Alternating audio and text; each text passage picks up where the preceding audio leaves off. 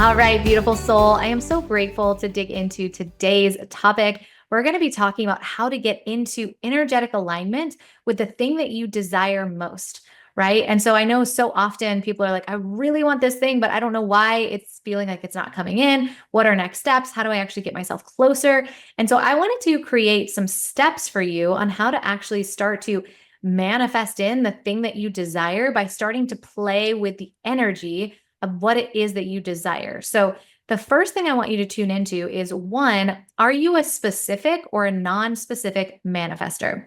You can figure this out in a couple different ways. One, your human design will tell you if you're a specific or non specific manifester. So, you can just look that up.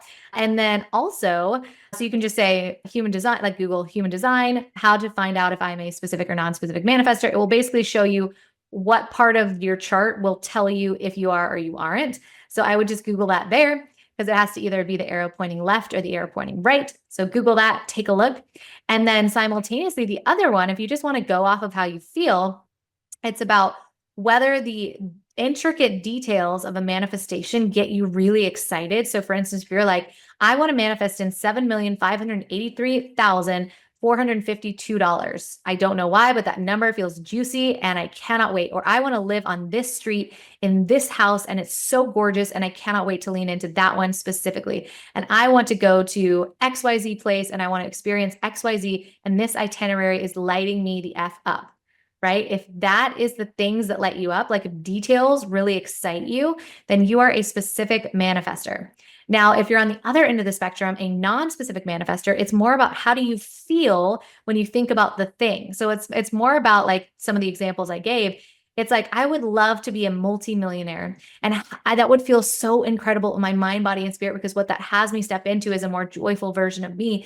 And I feel expanded by it and actually feels exciting to just say multimillionaire versus 7,500,000, da, da, da, da, right? So maybe it's more about the place that it's landing in versus the exact number, or maybe it's a neighborhood versus the exact house, or maybe it's a feeling that you get when you look at a specific house, right? So maybe it is a specific house, but it's because of the way that you feel about it more than the details of it, right? So that there's some nuances there.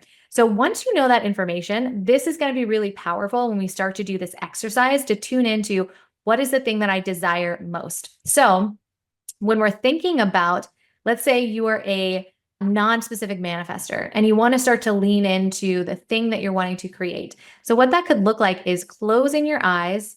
And if you're driving, maybe you keep your eyes open, but you would close your eyes or just really get yourself into this like beautifully grounded state. And I want you to start to play with that energy. I want you to start to future forecast, what does it look like for me to experience XYZ? What do I really want to experience in my business, in my wealth, in my relationship, in my friendships? Let's start with one and let's start with business. So, what do I really want to experience in business and wealth combined? And then what that could look like is I'm so grateful that so many soul aligned clients have started to really filter into these offers that I've created. I'm so grateful that I attracted in these incredible soul aligned people into my mastermind because it feels so good to be able to serve them in this space. They are completely responsible for everything in their life. And I love that they take complete responsibility because what does that mean? They're stepping into their future version of self with that much more conviction because they know that if it's to be, it is to be, it is up to me. Right. And so it's this idea of, I'm so grateful that I called in these incredible soul aligned clients. And what do they look like? What does it feel like? How does it feel in my body when I'm calling this person in? Right. And so you're starting to really play with that energy. The reason I love to close my eyes is I almost like to do a gratitude rant around it happening. So I usually like to use the language as I am grateful for, as if it's already happened. Right. So you may have noticed that I was saying that as I was sharing what was coming through. So I'm so grateful that this month so much money was flowing in, that the most soul aligned, incredible people landed in the portals that they were most meant to land in. I cannot wait to serve them. I'm so grateful that I raised my rates, that feels so in alignment with my soul, because what it does is it allows me to completely serve to my highest capacity. And that feels so good. I'm able to create more spaciousness in my calendar so that I can be present with my children, so that I can really show up and be able to be present with my partner and connect with my partner. I can have girls' nights if I so desire. Like, lean into the energy of it. Like, start to really think about the details of it if it excites you, or the quote unquote memory of it.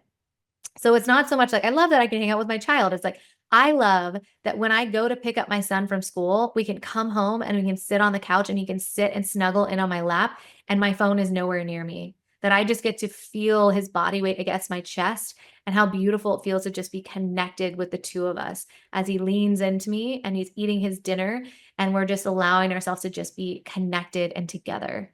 Like that is the memory that you're tuned into. Like there's no phone to be found. You are present with your child, but you're getting into the details of it.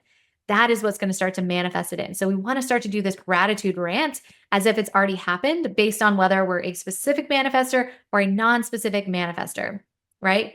Really powerful. So then as you start to paint this picture, I want you to connect to what will I feel or what am I feeling now that this has happened or when this quote unquote happens? What does this feel like? Do I feel joyful? Do I feel peaceful? Do I feel excitement? What is the emotion that's floating to the surface the most? The thing that is having you feel a certain way the most?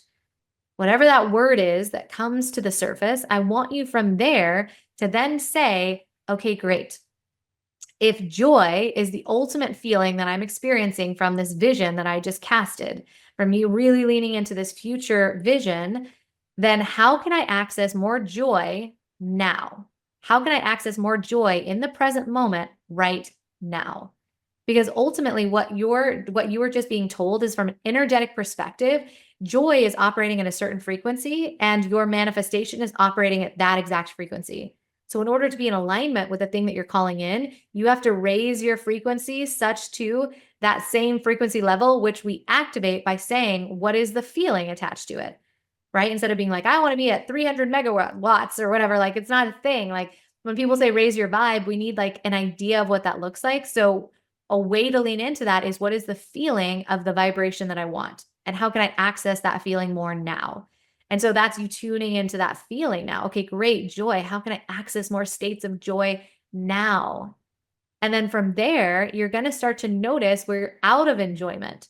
And the goal is to not say, oh, it's bad that I'm out of enjoyment, or there's something here that or I missed the plot, or my thoughts are going in a south direction, and therefore that's bad. We're not meant to control our thoughts. We're meant to be aware of our thoughts and then start to recognize what it's telling us and recognize how we can shift it. So, for instance, now we know, okay, I want to operate from higher states of joy. I've now cast the vision for what it is that I desire. I want to operate from higher states of joy. And also, what I also want to do is notice where I'm out of alignment and start to bring yourself back into alignment. This is why I have my own healer, because I need someone to help me see the blind spots. I need someone to help me get back into alignment when I'm really being taken into a deep, deep, deep portal.